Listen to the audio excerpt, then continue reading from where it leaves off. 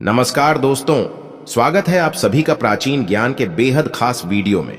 अगर आपके घर में भी पपीता आता है या आप खुद हेल्दी रहने के लिए पपीता खाने की कोशिश करते हैं, तो आज का यह वीडियो आपके लिए बहुत ही ज्यादा जरूरी और आंखें खोल देने वाला होने वाला है।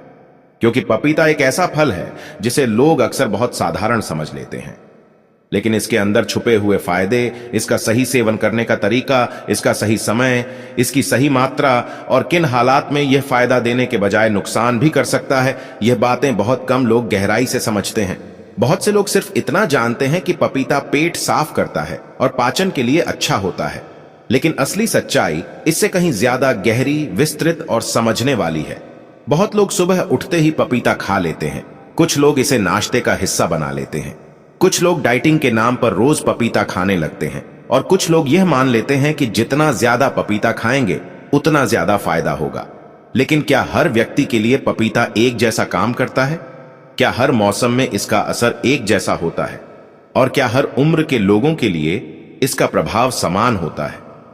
इन सभी सवालों को समझना बहुत जरूरी है, क्योंकि एक ही चीज किसी एक व्यक्ति के लिए अमृत की तरह काम कर सकती है, तो वही चीज किसी दूसरे व्यक्ति के लिए धीरे धीरे परेशानी का कारण भी बन सकती है। आज हम पपीते के बारे में बहुत विस्तार से, बहुत आसान भाषा में और गहराई से बात करेंगे, ताकि गांव में रहने वाला व्यक्ति हो या शहर में रहने वाला, बुजुर्ग हो या युवा, महिला या पुरुष, हर कोई इस जानकारी को आसानी से समझ सके। सबसे पहले यह समझ लीजिए कि पपीता कोई मामूली फल नहीं है। इसमें भरपूर फाइबर पाया जाता है, साथ ही विटामिन ए, विटामिन सी और शक्तिशाली एंटीऑक्सीडेंट तत्व भी मौजूद होते हैं, जो शरीर को अंदर से साफ करने, पाचन तंत्र को बेहतर बनाने और त्वचा को स्वस्थ रखने में मदद करते हैं। यही कारण है कि कई लोग इसे सुबह के समय खाना पसंद करते हैं, ताकि पेट हल्का रहे और दिन की शुरुआत अच्छी हो। अब जरा एक सामान्य स्थिति की कल्पना कीजिए। एक व्यक्ति जिसे लंबे समय से कब्ज की समस्या है, वह रोज सुबह पपीता खाना शुरू करता है। कुछ दिनों तक उसे आराम मिलता है, पेट हल्का लगता है और उसे लगता है कि अब उसकी समस्या पूरी तरह खत्म हो गई है। लेकिन जैसे ही वह मात्रा बढ़ा देता है या दिन में कई बार पपीता खाने लगता है, तो वही पपीता उसके लिए बार बार पेट ढीला होने और कमजोरी का कारण बन सकता है। यही कारण है कि केवल यह जान लेना कि पपीता अच्छा है काफी नहीं है। यह समझना भी जरूरी है कि कितना खाना है, कब खाना है और किसे खाना चाहिए। अब पपीते के प्रकार को भी समझना जरूरी है। कच्चा पपीता और पका हुआ पपीता दोनों का असर अलग अलग होता है। कच्चा पपीता थोड़ा भारी हो सकता है और हर किसी के लिए आसानी से पचने वाला नहीं होता, जबकि पका हुआ पपीता नरम, मीठा और हल्का होता है, जिसे ज्यादातर लोग आसानी से पचा लेते हैं। लेकिन यहां भी लोग गलती कर बैठते हैं। कुछ लोग बहुत ज्यादा पका हुआ और अत्यधिक मीठा पपीता खा लेते हैं, जिससे शरीर में शुगर का असर बढ़ सकता है। वहीं कुछ लोग आधा कच्चा पपीता खा लेते हैं, जिससे पेट में भारीपन या गैस की समस्या हो सकती है। इसलिए सही तरीके से पका हुआ पपीता चुनना भी बेहद जरूरी है। अब बात करते हैं समय की। पपीता कब खाया जाए, यह एक बहुत बड़ा सवाल है। बहुत लोग कहते हैं कि सुबह खाली पेट पपीता सबसे अच्छा होता है। कई लोगों के लिए यह सही भी हो सकता है, क्योंकि उस समय पाचन तंत्र खाली होता है और फल जल्दी पच जाता है। लेकिन हर किसी के लिए खाली पेट पपीता सही हो, यह जरूरी नहीं है। कुछ लोगों को खाली पेट पपीता खाने से हल्की जलन, गैस या बेचैनी महसूस हो सकती है। इसलिए जरूरी है कि आप अपने शरीर की प्रतिक्रिया को समझें और उसी के अनुसार निर्णय लें। अब एक और स्थिति पर ध्यान दीजिए। अगर कोई व्यक्ति रात में भारी खाना खाता है और फिर सोने से पहले पपीता खा लेता है, यह सोचकर कि इससे पाचन अच्छा हो जाएगा, तो कई बार यह उल्टा असर भी कर सकता है, क्योंकि रात के समय पाचन तंत्र धीमा हो जाता है और पपीता भी सही तरीके से अपना काम नहीं कर पाता। अब बात करते हैं मात्रा की, क्योंकि यही सबसे बड़ी गलती होती है। बहुत लोग यह सोच लेते हैं कि पपीता हेल्दी है, इसलिए जितना ज्यादा खाएंगे उतना ज्यादा फायदा होगा। लेकिन शरीर को जितनी जरूरत होती है, उससे ज्यादा लेने पर वही चीज नुकसान भी कर सकती है।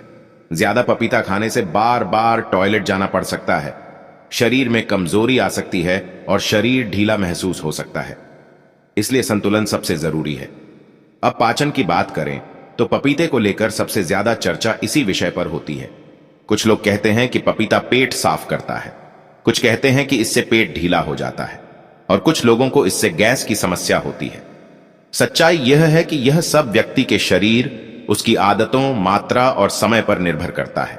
अगर सही मात्रा और सही समय पर पपीता खाया जाए तो यह पाचन को संतुलित रखने में मदद करता है, लेकिन गलत तरीके से खाया जाए तो यही पपीता समस्या भी बन सकता है। अब बात करते हैं लाइफस्टाइल की। केवल पपीता ही सब कुछ तय नहीं करता।